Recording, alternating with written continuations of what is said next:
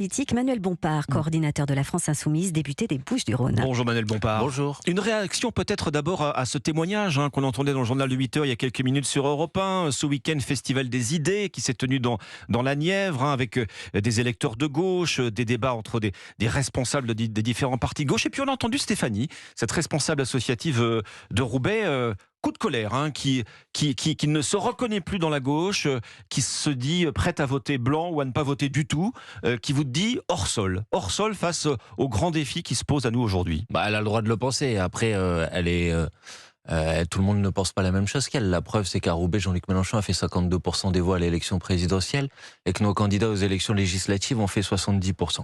Donc, elle a le droit de penser ce qu'elle pense, mais manifestement, l'ensemble des habitants de la commune dans laquelle elle habite ne pensent pas la même chose. Pour le reste, bien sûr, il y a des gens qui ne se reconnaissent pas dans le monde politique tel qu'il est, et pour partie, je les comprends, je crois qu'ils ont raison. Et ils ont eu le sentiment ces dernières années d'être trahis par celles et ceux qui sont au pouvoir. Ça n'a pas été le cas de la France Insoumise en l'occurrence. Et donc notre responsabilité, c'est de faire en sorte de convaincre ces gens que si on peut changer les choses et que le programme que porte la France Insoumise peut répondre aux difficultés que les gens rencontrent au quotidien. Donc moi j'essaye de convaincre tout simplement. Manifestation samedi à Paris en mémoire d'Adama Traoré. Manifestation interdite. 2000 personnes y ont participé, une dizaine d'élus insoumis et écologistes. Pourquoi avoir fait le choix de participer à cette manifestation interdite ? Parce que c'était une manifestation légitime.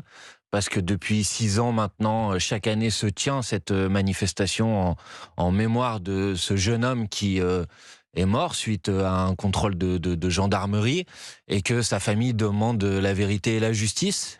Et que quand on demande la vérité et la justice, et quand il y a des gens qui ont envie de le faire et d'exprimer cette volonté et cette demande, c'est légitime qu'ils puissent le faire. Et que la décision d'interdiction de cette manifestation était une décision complètement incompréhensible. Ces manifestations, elles se sont toujours déroulées dans le calme, elles se sont toujours bien passées. D'ailleurs, celle-ci s'est bien passée jusqu'au moment de la dispersion où la brave M a décidé, pour une raison totalement incompréhensible, d'attaquer des manifestants, de violenter des journalistes. Et ce qui devrait, je crois, ce matin, souligner ou soulever une vague d'indignation, c'est la manière avec laquelle vos collègues journalistes ont été traités dans cette manifestation. Ça devrait indigner tout le monde.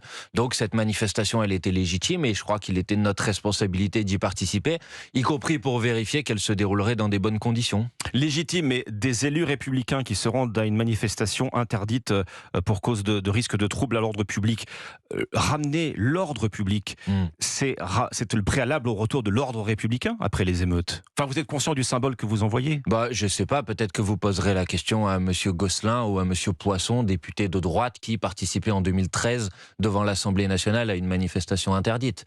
À l'époque, je remarque que personne n'est venu leur poser la question de savoir pourquoi ils le faisaient ou est-ce que c'était pas quelque chose d'extrêmement grave. Oui. Donc, écoutez, notre participation à cette manifestation pacifique dans le calme était une participation qui visait justement à rappeler que dans notre pays, ce qui est en train de devenir la norme, et ça devrait quand même interroger tout le monde, entre la dernière fois qu'il y a eu une vague d'interdiction de manifestation, c'était en 1962, c'était la manifestation de Charonne, qui était à l'appel du Parti communiste, qui avait été interdite, dans lequel il y avait d'ailleurs des élus, et qui s'était terminée par des morts.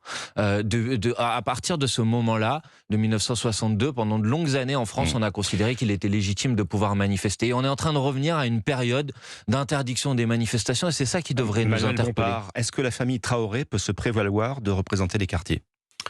Mais personne ne peut se prévaloir de représenter les quartiers. Et je pense que d'ailleurs l'intention ou la volonté de cette famille, comme vous l'appelez, n'est pas de représenter les quartiers. C'est de défendre une demande de vérité, une demande de justice, parce que je pense qu'il n'est pas normal, même quand on a fait une bêtise et quand on est arrêté par la police, que ça se termine par la mort. Et ça devrait interroger quand même tout le monde. Je rappelle qu'on est dans un contexte dans lequel, ces dernières années, il y a une multiplication du nombre de personnes qui meurent suite à des refus d'obtempérer ou des contrôles de police. Il y en a eu 13 l'année dernière, en 2022. 13, ça fait plus d'un par mois l'année dernière. En Allemagne, en 10 ans, il y a eu une personne qui est morte suite à un refus d'obtempérer. Ça devrait nous interroger. Et je suis stupéfait de voir que le gouvernement est dans l'incapacité d'apporter des réponses politiques à ce sujet. Parce que plutôt que de parler des manifestations interdites, interdite, de qui y était, etc. La question, c'est comment on fait en sorte qu'il n'y ait plus une seule personne qui meurt suite à un refus d'obtempérer. C'est ça qui devrait nous interroger. Les réponses politiques, Elisabeth Borne les a dévoilées, en tout cas en partie dans Le Parisien hier. Mobilisation massive des forces de l'ordre pour le 14 juillet. L'idée d'une amende pour les parents de mineurs impliqués dans les émeutes, sur le modèle de la sanction dès la première connerie, pour reprendre les mots d'Emmanuel Macron. Est-ce que c'est la bonne réponse ? Mais attendez, d'abord, en quoi c'est une réponse politique au fait qu'un jeune homme de 17 ans soit mort suite à un refus d'obtempérer ? Ça ne répond pas à ça. Donc ce n'est pas une réponse politique à ce problème-là. En tout cas, aux conséquences, aux émeutes. D'accord, mais normalement, quand on essaye d'être un peu rationnel, parce que l'objectif, c'est quand même d'essayer de faire les choses avec intelligence, on essaye d'abord de regarder la cause, et puis d'essayer d'apporter une réponse à la cause. Et sur la cause, j'observe que c'est le sujet dont le gouvernement ne veut pas parler. Donc je dis qu'il faut des réponses politiques d'abord, avant de répondre aux fausses réponses politiques du gouvernement, à la cause. Et les réponses politiques à la cause, c'est revenir sur la loi de 2017, parce que depuis qu'il y a eu une modification de la loi en 2017, le nombre de personnes qui sont mortes suite à des refus d'obtempérer a augmenté de 500%. C'est le dépaysement systématique des cas d'enquête sur des cas de violence policière. C'est une réforme de la police avec la mise en place d'une autorité de contrôle indépendante qui remplace l'IGPN. Ça, c'est des réponses politiques à la cause.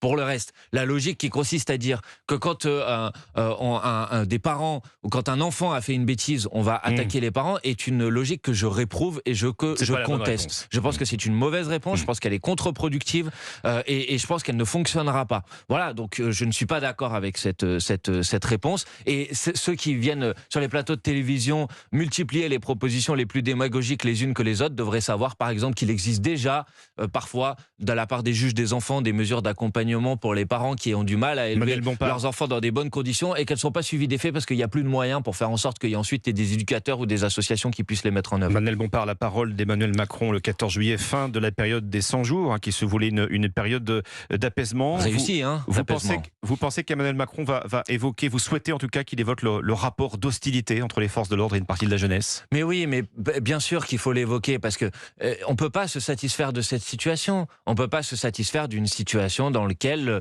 vous avez une partie de la population qui est dans un rapport de peur ou de défiance vis-à-vis de sa police. Et dire ça, c'est pas être anti-police, c'est aussi un problème pour les policiers. Ça les met dans des situations de danger. Vous lancez un appel pour le 14 juillet, un appel au calme ?